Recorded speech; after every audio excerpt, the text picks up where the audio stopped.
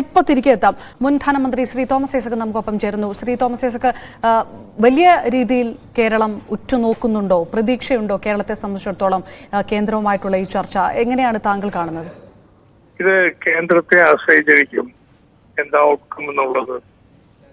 കേരളം ഒരു പുതിയ വികസന പാത തുറക്കുന്നതിന് ശ്രമിച്ചു. അതിൽ കേന്ദ്ര സർക്കാരെല്ലാം ചെയ്യുന്ന പോലെ തന്നെ ബഡ്ജറ്റിന് പുറത്ത് ഒരു ഇൻസ്റ്റിറ്റ്യൂഷൻ വഴി വായ്പ എടുത്ത് അവര് ഇൻഫ്രാസ്ട്രക്ചർ ബിൽഡ് ചെയ്യുന്നു, സഹായം ചെയ്യുന്നുണ്ട്. ഇതുപോലുള്ള കേന്ദ്ര സർക്കാരിന്റെ സ്ഥാപനങ്ങൾ ചെയ്യുന്നുണ്ട്.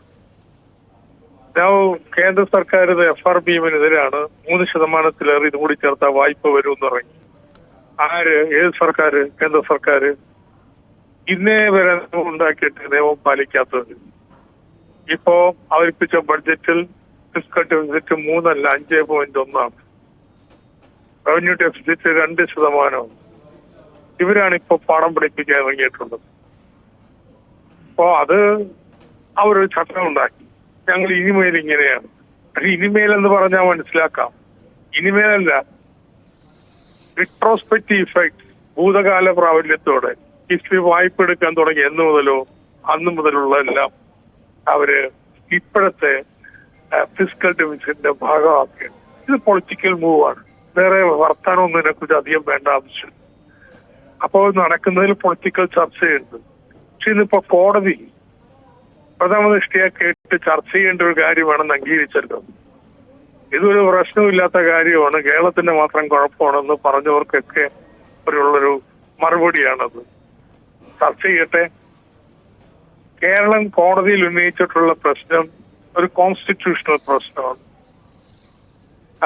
ബഡ്ജറ്റ് പാസ്സാക്കുന്നതിനുള്ള സംസ്ഥാനത്തിന് ഭരണഘടന നൽകുന്ന അവകാശത്തിന്റെ മേല് ചട്ടപ്രകാരം ഒരു നിയന്ത്രണം കൊണ്ടുവരികയാണ് എന്നുള്ളതാണ് എന്റെ വശം. അത് കോടതി വ്യവഹാരത്തിൽ വരട്ടെ. പക്ഷേ പ്രായോഗികമായിട്ട് ചെയ്യാൻ പറ്റുന്ന പലതും ഉണ്ട്. ഒന്ന്, കോടതി തർക്കം തീരുന്നവരെ സർക്കാരിന്റെ മേലുള്ള ഉപരോധം പിൻവലിക്കാം. മിനിമം റിട്രോസ്പെക്റ്റീവ് ഇഫക്റ്റ് മാറ്റിവെക്കാം. ഇങ്ങനെയുള്ള പ്രായോഗികമായ കാര്യങ്ങളുണ്ട്. ഇത്തരത്തില് ഒരു തീരുമാനത്തിലെത്തുന്നുള്ള സൽബുദ്ധി കേന്ദ്രത്തിനുണ്ടാവട്ടെ എന്ന് പ്രതീക്ഷിക്കാം. ശ്രീ തോമസ് ഐസക്, ഇതിനകത്ത് പൊളിറ്റിക്കൽ ചർച്ചയാണെന്ന് പറയുമ്പോഴും കേന്ദ്രം സർക്കാർ നൽകിയിരിക്കുന്ന അഫിഡവിറ്റിൽ ഏകദേശം കേന്ദ്രത്തിന്റെ നിലപാടൊക്കെ വ്യക്തമാണല്ലോ.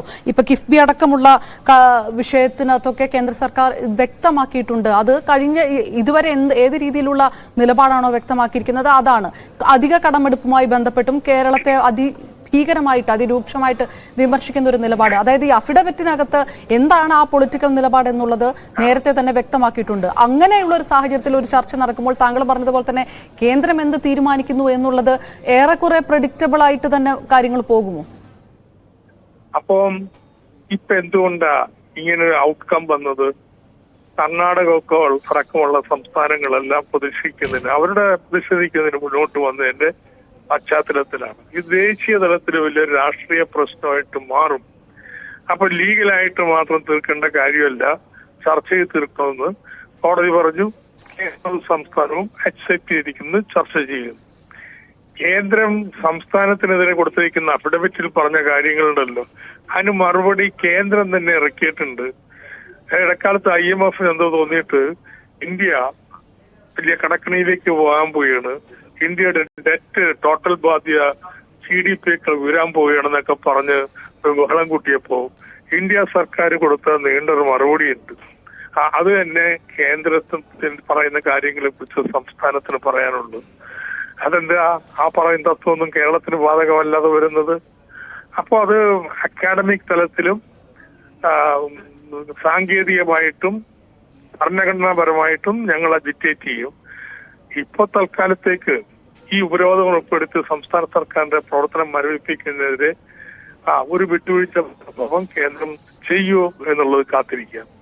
അപ്പോൾ പ്രധാനമായിട്ട് ഉറ്റുനോക്കാനുള്ളത് സുപ്രീം കോടതിയിൽ. റൈറ്റ്, ശ്രീ തോമസ് ഐസകാണ് പ്രതികരിച്ചത്. വീണ്ടും ശ്രീ മോഹൻകുമാറിലേക്ക്. ശ്രീ മോഹൻകുമാർ, ശ്രീ തോമസ്